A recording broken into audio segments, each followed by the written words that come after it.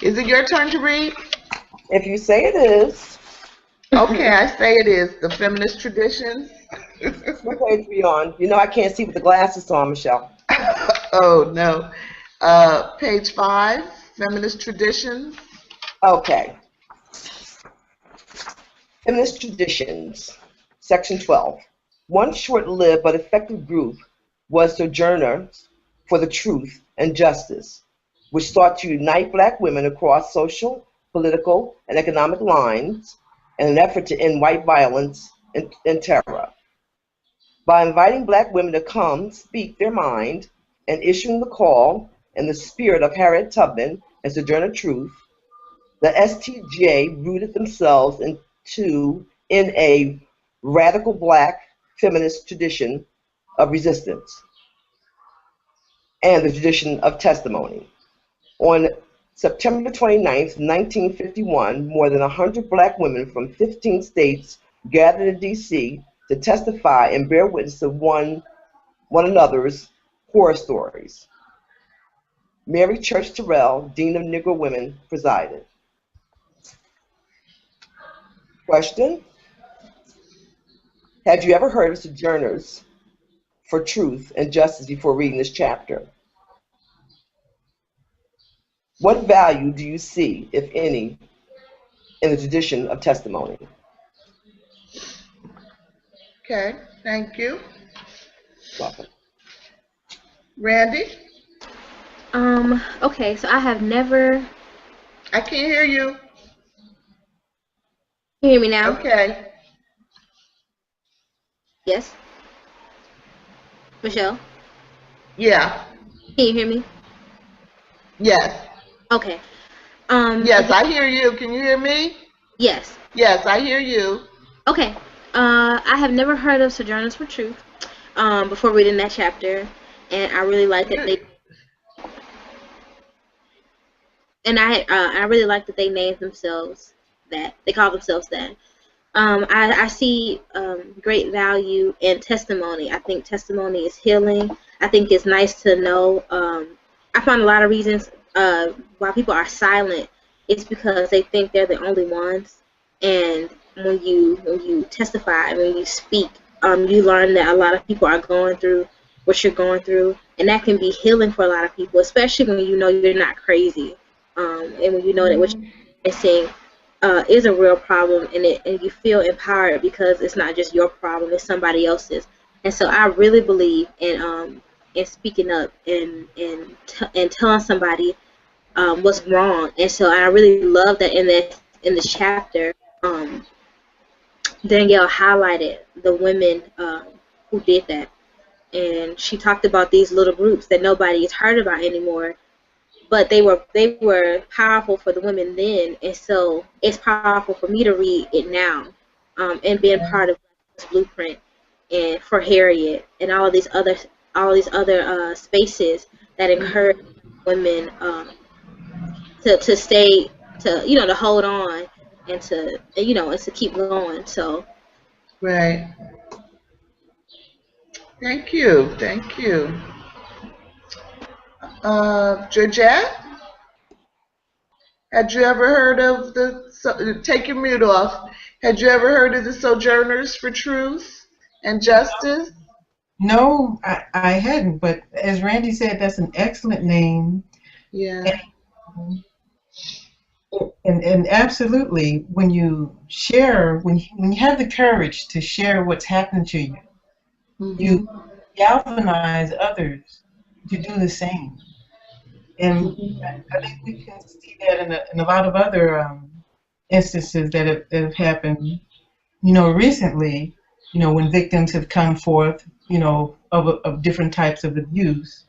Right. Then they don't feel alone. Right. So that fear of stigma, being stigmatized, and being, when you're the victim, you feel it's your fault that it happened to you. You could have done something, to avoid it, but that's not okay, So I think that's a very valuable tradition. Yeah. And it's probably moved a lot of more movements that have happened in that time, and since then, to be successful in changing laws and and healing people, as Randy said, you know, and we need a lot more of it. I agree. Benita?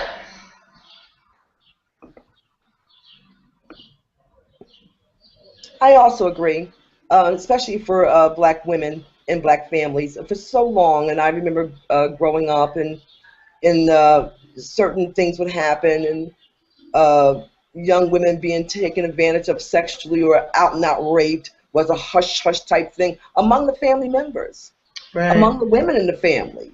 Right. Now don't tell nobody. Now hush now, and don't don't nobody know our business in our house. That type of Right. thing. And that horrible way of thinking was passed down through generations. And it really does take a lot to break that trend. Yeah. Yeah. And thank goodness those trends are being broken now. Folks are coming out and they're saying what happened. They're saying Right. that I was molested by my father, by my uncle. Little boys are saying they've been molested by the neighbor. But for many years, and that's one of those traditional, I find, I can only speak for Black families because I am Black. I've heard so many times, hush, hush, and I'm 50-something years old. It's only recently that I started hearing some of the horrible stories. Yeah. Yeah. And that's how hushed it was. Yeah. So I think it's a wonderful thing to share your testimony. I think it's wonderful to share with your friends and family and others some of your experiences. A heavy heart stops you from living. Yeah. But just to be able to let that off your heart, you can start to live and stop Right. continuously being victimized for the rest of your life because you have to hold inside because, oh, it's shameful, and hush your mouth and don't let anyone know and keep it to yourself. This is a Yeah. good day. It's a good day. Yeah. It is a good day. I think